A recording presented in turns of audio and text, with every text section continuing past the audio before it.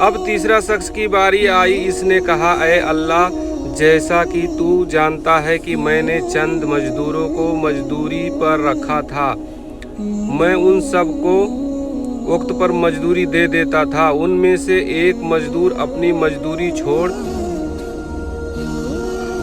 कर चला गया था। काफ़ी दिन गुजर गया, वह नहीं आया। मैंने इसको मजदूरी को कारोबार में लगा। अल्लाह की शान देखिए, इस कारोबार में बड़ा नफ़ा हुआ। कुछ सालों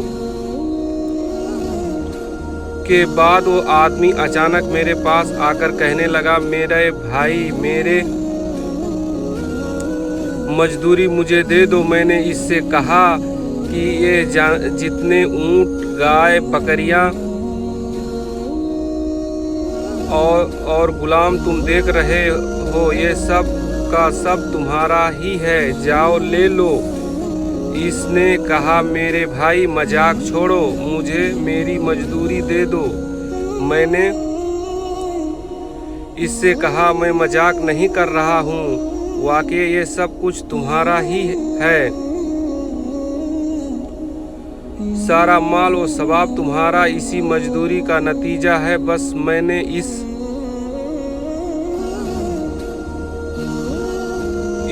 कारोबार में लगा दिया था और अल्लाह ताला ने इसमें बरकत दी और इतना सब कुछ हो गया।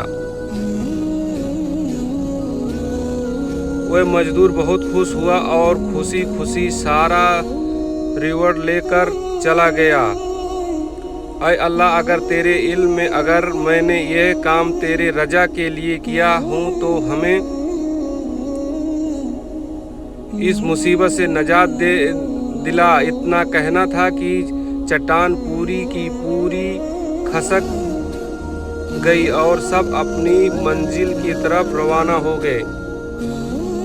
हज़रत अबू हुरैरा से रिवायत है कि रसूलुल्लाह सल्लल्लाहु अलैहि वसल्लम ने इरशाद फरमाया, 3 लोगों की दुआ जरूर कबूल होती है, मजलूम की दुआ, मुसाफिर की दुआ, माँ बाप की दुआ, बच्चों के लिए। हजरत सुबान से रिवायत है कि रसूलुल्लाह सल्लल्लाहु अलैहि वसल्लम ने इरशाद फरमाया,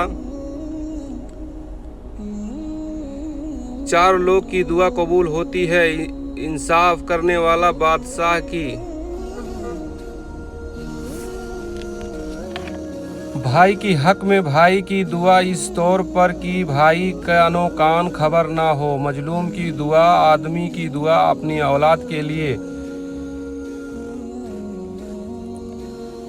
हजरत अन से रिवायत है, रसूलुल्लाह सल्लल्लाहु अलैहि वसल्लम ने इरशाद फरमाया, 3 लोगों की दुआ कभी रद्द नहीं की जाती, बाप की दुआ अपने लड़के के लिए, मजलूम की दुआ, मुसाफिर की दुआ।